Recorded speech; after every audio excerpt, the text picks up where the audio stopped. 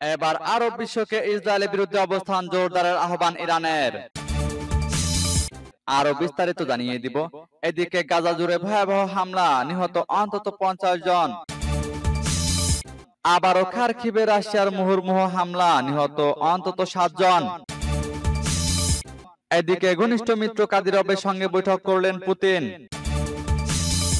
আরো জানিয়ে দিব, এবার নেতানিয়াহুকে গ্রেপ্তার করবে জার্মানি, দাবি রিপোর্টে।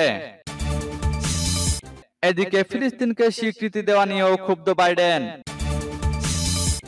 এবার তাইওয়ানের চারপাশে মহড়াকে ক্ষমতা দখলের সক্ষমতা পরীক্ষা বলছে চীন। এবং সর্বশেষে জানিয়ে দিব, এদিকে রাইসির হেলিকপ্টার বিধ্বস্তে যেসব তথ্য উঠে এসেছে তদন্ত প্রতিবেদনে। শুনছিলেন সংবাদ শিরোনাম, এখন বিস্তারিত। তবে তার আগে অনুরোধ থাকবে, এই ভিডিওতে একটি লাইক দিন এবং কমেন্টস করে জানিয়ে দিন আপনি কোন জেলা থেকে বা কোথায় থেকে আমাদের সাথে যুক্ত রয়েছেন। এবং সংবাদের সর্বশেষ গুরুত্বপূর্ণ আপডেট পেতে চ্যানেলটি সাবস্ক্রাইব করে আমাদের সঙ্গে থাকুন। এবার আরব বিশ্বকে ইসরায়েলের বিরুদ্ধে অবস্থান জোরদারের আহ্বান ইরানের। ইসলামী প্রজাতন্ত্র ইরানের সর্বোচ্চ নেতা আয়াতুল্লাহিল উজমা খামেনি প্রেসিডেন্ট ইব্রাহিম রাইসি ও তার সফর সঙ্গীদের শাহাদাতে সমবেদনা প্রকাশ করায় তিউনিসিয়ার প্রেসিডেন্ট কায়েস সাইদকে ধন্যবাদ জানিয়ে বলেছেন, প্রেসিডেন্ট ও তার সফর সঙ্গীদের হারানোর ঘটনাটি অত্যন্ত কঠিন, কিন্তু ইসলামী প্রজাতন্ত্র প্রতিষ্ঠার পর থেকেই সব সময় দেখেছি আল্লাহর রহমতে এবং জনগণের ধৈর্য ও অধ্যবসায়ের আলোকে তিক্ত ঘটনাগুলো উন্নয়ন ও অগ্রগতির উৎস হয়ে উঠেছে। তিউনিসিয়ার প্রেসিডেন্ট কায়েস সাইদ ইরানের জনগণ ও সরকারের প্রতি শোক ও সমবেদনা জানাতে গত বুধবার তেহরানে আসেন এবং ইরানের সর্বোচ্চ নেতার সঙ্গে বৈঠক করেন। শহীদ প্রেসিডেন্ট রাইসির তিউনিস সফরের কারণে ইরান ও তিউনিসিয়ার মধ্যে সম্পর্কে নতুন যুগের সূচনা হয়েছে, একথা উল্লেখ করে সর্বোচ্চ নেতা বলেন, তিউনিসিয়ার শীর্ষস্থানে কায়েস সাইদের মতো একজন বিজ্ঞ শিক্ষাবিদের উপস্থিতিটাই দেশটির জন্য একটা সুযোগ, যাতে দীর্ঘদিনের স্বৈরশাসন এবং ইসলামী বিশ্বের সাথে বিচ্ছিন্নতার পর দেশটিকে নতুনভাবে সুপরিচিত করতে পারে। আয়াতুল্লাহ খামেনি বলেন, আরব বিশ্বে দখলদার ইসরায়েলের বিরুদ্ধে অবস্থান শক্তিশালী করা উচিত, কারণ দুর্ভাগ্যজনকভাবে আরব বিশ্বে এই ধরনের বিষয়গুলোকে গুরুত্ব দেওয়া হয় না এবং আমরা বিশ্বাস করি সাফল্যের একমাত্র উপায় হলো প্রতিরোধ ও দৃঢ়তা। ইরান ও তিউনিসিয়ার মধ্যে বর্তমান সহমর্মিতাকে কার্যক্ষেত্রে সহযোগিতায় পরিণত করার আহ্বান জানান ইরানের সর্বোচ্চ নেতা, সূত্র পার্স টুডে। এদিকে গাজা জুড়ে ভয়াবহ হামলা, নিহত অন্তত 50 জন। ফিলিস্তিনের গাজা উপত্যকায় ইসরায়েলের হামলায় আরো অন্তত 50 জন ফিলিস্তিনি নিহত হয়েছেন। অবরুদ্ধ এই ভূখণ্ড জুড়ে চালানো পৃথক হামলায় তারা নিহত হন।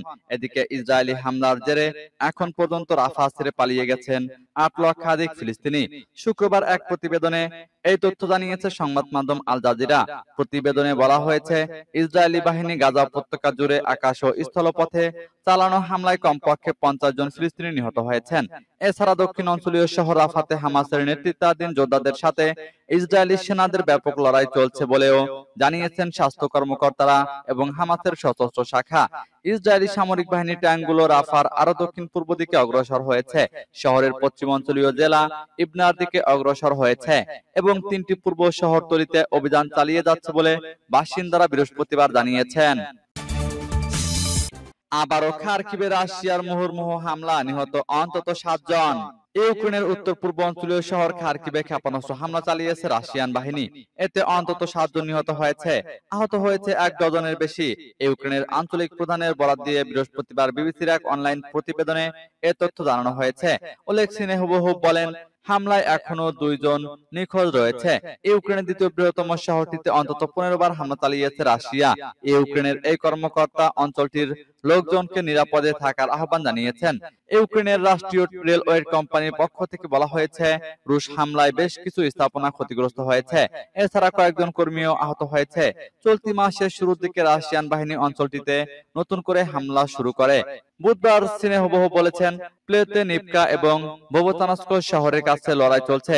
সামাজিক যোগাযোগ মাধ্যম এক্সে তিনি বলেন, এই দুর্বলতা আমাদের না বিশ্বের, যারা 3 বছর ধরে সন্ত্রাসীদের সঙ্গে তাদের প্রাপ্য অনুযায়ী মোকাবেলা করার সাহস করেনি। এই হামলার বিষয়ে ইউক্রেনের প্রেসিডেন্ট ভলোদিমির জেলেনস্কি বলেন, এই হামলা বোঝাচ্ছে আমাদের আকাশ প্রতিরক্ষা ব্যবস্থার যে অভাব, তারই ফায়দা নিচ্ছে রাশিয়া। এদিকে ঘনিষ্ঠ মিত্র কাদিরভের সঙ্গে বৈঠক করলেন পুতিন। রুশ প্রেসিডেন্ট ভ্লাদিমির পুতিনের সঙ্গে বৈঠক করেছেন রাশিয়ার চেচনিয়া অঞ্চলের নেতা রমজান কাদিরভ। বৃহস্পতিবার এ তথ্য জানিয়েছেন কাদিরভ নিজেই। তিনি বলেছেন, বৈঠকে ইউক্রেনে 2 বছরেরও বেশি সময় ধরে চলমান সংঘাত নিয়ে কথা বলেছেন তারা। এ সময় যুদ্ধে রাশিয়াকে সহায়তা করার জন্য আরো যোদ্ধা পাঠানোর প্রস্তাব দিয়েছেন তিনি। খবর রয়টার্সের। 2007 সাল থেকে ক্রেমলিনের অনুগত হিসেবে দক্ষিণ ককেশাস অঞ্চলের নেতৃত্বে রয়েছেন কাদিরভ। সামাজিক যোগাযোগ মাধ্যমে পুতিনের সঙ্গে নিজের একটি ছবি পোস্ট করেছেন তিনি। ছবির সঙ্গে এই অঞ্চলের অর্থনৈতিক সমস্যা এবং সম্ভাবনা নিয়ে আলোচনার কথা জানিয়েছেন। একই সঙ্গে রুশ প্রেসিডেন্টকে সফরের আমন্ত্রণও জানিয়েছেন কাদিরভ। তিনি বলেন, ইউক্রেনে রাশিয়ার হয়ে যুদ্ধ করতে হাজার হাজার সুপ্রশিক্ষিত ও সজ্জিত যোদ্ধা প্রস্তুত ছিল। এমন কোন নির্দেশ দেওয়া হলেই তাদের যুদ্ধের ময়দানে মোতায়েন করা হতো। ইতিমধ্যেই 18,000 স্বেচ্ছাসেবক সহ মোট 43,500 জন সেনা ইউক্রেনে কাজ করছে বলেও জানিয়েছেন তিনি। ওই পোস্টে কাদিরভ লিখেছেন, জনগণের পক্ষ থেকে আমি শুভেচ্ছা জানিয়েছি এবং আমাদের জাতীয় নেতাকে চেচেন প্রজাতন্ত্রে আসার জন্য আমন্ত্রণ জানিয়েছি। এবার নেতানিয়াহুকে গ্রেপ্তার করবে জার্মানি, দাবি রিপোর্টে। ফিলিস্তিনের গাজায় যুদ্ধ অপরাধ ও মানবতা বিরোধী অপরাধের অভিযোগে ইসরায়েলি প্রধানমন্ত্রী বেনিয়ামিন নেতানিয়াহু ও প্রতিরক্ষা মন্ত্রী ইয়োব গ্যালান্ট সহ বেশ কয়েকজন ইসরায়েলি নেতার বিরুদ্ধে গ্রেপ্তারি পরোয়ানা জারির বিষয়টি বিবেচনা করছে আন্তর্জাতিক অপরাধ আদালত। জার্মানি জানিয়েছে, আন্তর্জাতিক আদালত গ্রেপ্তারি পরোয়ানা জারি করলে তা মেনে চলবে দেশটি। এমনকি আইসিসির নির্দেশ বাস্তবায়নে নেতানিয়াহুকে গ্রেপ্তার করবে তারা। ইসরায়েলি সংবাদ মাধ্যম জেরুজালেম পোস্ট বুধবার এক প্রতিবেদনে জানিয়েছে, এই বিষয়ে জার্মান চ্যান্সেলর ওলাফ শলজের পক্ষ থেকে জানানো হয়েছে, গ্রেপ্তারি পরোয়ানা জারি হলে জার্মান সফরে গেলে নেতানিয়াহুকে গ্রেপ্তার করবে তারা। জার্মানি আইসিসির পরোয়ানা কার্যকর করবে কিনা সংবাদ সম্মেলনে সাংবাদিকদের এমন প্রশ্নের জবাবে জার্মান চ্যান্সেলর মুখপাত্র স্টেফেন হেবেস্টেইট বলেন, অবশ্যই আমরা আইন মেনে চলি। ইসরায়েলি প্রধানমন্ত্রীর বিরুদ্ধে গ্রেপ্তারি পরোয়ানা জারি হলে জার্মানি নেতানিয়াহুকে গ্রেপ্তার করবে। জার্মানির এই সিদ্ধান্তে খুব অনিন্দা জানিয়েছে ইসরায়েল। দেশটির সরকারের সঙ্গে এই বিষয়ে আলোচনার চেষ্টাও চালাচ্ছে ইসরায়েলি দূতাবাস। আইসিসির গ্রেপ্তারি পরোয়ানা ঠেকাতে মিত্র দেশগুলোকে অনুরোধ করেছে নেতানিয়াহু সরকার। শুধু জার্মানি নয়, ফ্রান্স ও নরওয়ে আইসিসির নির্দেশনা মেনে চলবে বলে জানিয়েছে। নরওয়ের পররাষ্ট্রমন্ত্রী ঘোষণা করেছেন, ইসরায়েলের প্রধানমন্ত্রী বেনিয়ামিন নেতানিয়াহু নরওয়ে গেলে তাকে গ্রেপ্তার করা হবে। এদিকে ফিলিস্তিনকে স্বীকৃতি দেওয়া নিয়েও ক্ষুব্ধ বাইডেন। ফিলিস্তিন রাষ্ট্রকে স্বীকৃতি দিতে যুক্তরাষ্ট্র অনীহা জানিয়ে আসছে বারবার। মার্কিন প্রেসিডেন্ট জো বাইডেন বলেছেন, আলোচনার মাধ্যমে ফিলিস্তিন রাষ্ট্র অর্জন করা উচিত, একতরফা স্বীকৃতির মাধ্যমে নয়। এ মাসের মধ্যে আয়ারল্যান্ড, স্পেন ও নরওয়ের পক্ষ থেকে ফিলিস্তিনকে স্বীকৃতি দেওয়ার সিদ্ধান্তের প্রতিক্রিয়ায় বুধবার বাইডেন একথা বলেন। ইউরোপের 3টি দেশের সিদ্ধান্তে যুক্তরাষ্ট্র যে খুশি হতে পারেনি, ওয়াশিংটনের প্রতিক্রিয়া তারই ইঙ্গিত দেয়। যুক্তরাষ্ট্রের জাতীয় নিরাপত্তা উপদেষ্টা জ্যাক সুলিভান হোয়াইট হাউসের নিয়মিত ব্রিফিং এ বলেন, ফিলিস্তিনকে রাষ্ট্র হিসেবে স্বীকৃতি দেওয়ার বিষয়টি প্রতিটি দেশের নিজস্ব সিদ্ধান্তের বিষয়। তবে বাইডেন মনে করেন, পক্ষগুলোর সরাসরি আলোচনা সেরা পদ্ধতি। জ্যাক সুলিভান আরো বলেন, বাইডেন সেই 2 রাষ্ট্রভিত্তিক সমাধানে বিশ্বাস করেন যা ইসরায়েলের নিরাপত্তা ও মর্যাদার ভবিষ্যতে নিশ্চয়তা দেয় এবং ফিলিস্তিনি জনগণের জন্য নিরাপত্তা নিশ্চিত করে। এদিকে আয়ারল্যান্ড, স্পেন ও নরওয়ের পথ ধরে একই দিনে কলম্বিয়া ও ফিলিস্তিনের স্বীকৃতিকে আরো এক ধাপ এগিয়ে নেওয়ার ঘোষণা দিয়েছে। বুধবার কলম্বিয়া বলেছে, ফিলিস্তিনের রামাল্লায় দূতাবাস খুলবে তারা। দেশটির পররাষ্ট্রমন্ত্রী লুইস মুরিলো বলেন, কলম্বিয়ার প্রেসিডেন্ট গুস্তাভ পেট্রো পশ্চিম তীরে রামাল্লায় দূতাবাস স্থাপনের নির্দেশ দিয়েছেন। এবার তাইওয়ানের চারপাশে মহড়াকে ক্ষমতা দখলের সক্ষমতা পরীক্ষা বলছে চীন। চীন বলেছে, তাইওয়ানকে নিয়ন্ত্রণে রাখতে সেনাবাহিনীর সক্ষমতা কতটুকু আছে তা পরীক্ষার জন্যই স্বশাসিত অঞ্চলটি ঘিরে মহড়া চালাচ্ছে তারা। আজ শুক্রবার একথা বলেছে তারা। চীনের সেনাবাহিনী বৃহস্পতিবার সকালে তাইওয়ানের চারপাশে নৌবাহিনীর জাহাজ এবং সামরিক উড়োজাহাজ নিয়ে মহড়া দেওয়া শুরু করে। দ্বীপ অঞ্চলটির স্বাধীনপন্থী বাহিনীর রক্তস্রোত বয়ে দেওয়ার হুঁশিয়ারি দিয়েছে বেজিং। লাই চিংতে তাইওয়ানের নতুন প্রেসিডেন্ট হিসেবে দায়িত্ব নেওয়ার কয়েকদিনের মাথায় এ মহড়া শুরু করেছে চীন। মহড়াটির নাম দেওয়া হয়েছে জয়েন্ট সোর্ট 2024-এ। সাম্প্রতিক বছরগুলোতে বেশ কয়েকবার তাইওয়ান ঘিরে বড় আকারের সামরিক মহড়া চালিয়েছে চীন। তাইওয়ানকে ভয়ভীতি দেখাতে চীন এসব মহড়া চালায় বলে মনে করা হয়ে থাকে। চীনা সেনাবাহিনীর ইস্টার্ন থিয়েটার কমান্ডের মুখপাত্র লি সি বলেন, 2 দিনের মহড়ার মধ্য দিয়ে ক্ষমতা দখল, যৌথ বিমান হামলা এবং গুরুত্বপূর্ণ এলাকায় নিয়ন্ত্রণ নেওয়ার সক্ষমতা পরীক্ষা করা হচ্ছে।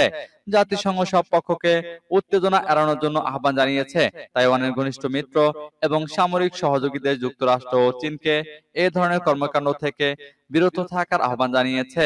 বেইজিং বলছে, বিচ্ছিন্নতাবাদী কর্মকাণ্ডের জন্য তাইওয়ানের স্বাধীনপন্থী বাহিনীকে কঠোর শাস্তি পেতে হবে। এদিকে রাইসির হেলিকপ্টার বিধ্বস্তে যেসব তথ্য উঠে এসেছে তদন্ত প্রতিবেদনে, হেলিকপ্টার বিধ্বস্ত হয়ে ইরানের প্রেসিডেন্ট ইব্রাহিম রাইসি সহ 9 জনের মৃত্যুর ঘটনায় প্রথমবারের মতো তদন্ত প্রতিবেদন প্রকাশ করেছে ইরানি সেনাবাহিনী। বৃহস্পতিবার এই তদন্ত প্রতিবেদনটি প্রকাশিত হয়। খবর তাসনিমের। প্রতিবেদনে বলা হয়, রাইসির হেলিকপ্টার বিধ্বস্তের পর গত সোমবার দুর্ঘটনা স্থলে যায় তদন্তকারী দলের সদস্যরা। বিশেষজ্ঞ প্রযুক্তিবিদদের সমন্বয়ে এই তদন্তকারী দল গঠিত হয়। তদন্ত প্রতিবেদনে বলা হয়, হেলিকপ্টারটি পুরো পথ ধরে তার পূর্ব নির্ধারিত পথেই ছিল এবং ফ্লাইট রুট থেকে বিচ্যুত হয়নি। দুর্ঘটনার 1.5 মিনিট আগেই বিধ্বস্ত হওয়া হেলিকপ্টারের পাইলট প্রেসিডেন্টের বহরে থাকা অন্য 2 হেলিকপ্টারের পাইলটের সঙ্গে যোগাযোগ করেন। বিধ্বস্ত হওয়া হেলিকপ্টারের বুলেট বা অনুরূপ কোনো জিনিসের আঘাতের চিহ্ন পাওয়া যায়নি। হেলিকপ্টারটি বিধ্বস্ত হয় একটি পর্বতে, এরপরই সেটিতে আগুন ধরে যায়। ইরানের সামরিক বাহিনী জানিয়েছে, কুয়াশা এবং নিম্ন তাপমাত্রার কারণে উদ্ধার অভিযান ব্যাহত হচ্ছিল। সোমবার স্থানীয় সময় ভোর 5টায় ড্রোনের সহায়তায় বিধ্বস্ত হেলিকপ্টারের ঘটনার সঠিক শনাক্ত হয়। ওয়াচ টাওয়ার এবং ফ্লাইট ক্রুদের মধ্যে কথোপকথনে কোনো সন্দেহজনক কিছু শনাক্ত করা হয়নি বলেও তদন্ত প্রতিবেদনে জানানো হয়েছে। এই দুর্ঘটনা নিয়ে আরো তদন্ত করা হচ্ছে বলে জানিয়েছে ইরানের সামরিক বাহিনী।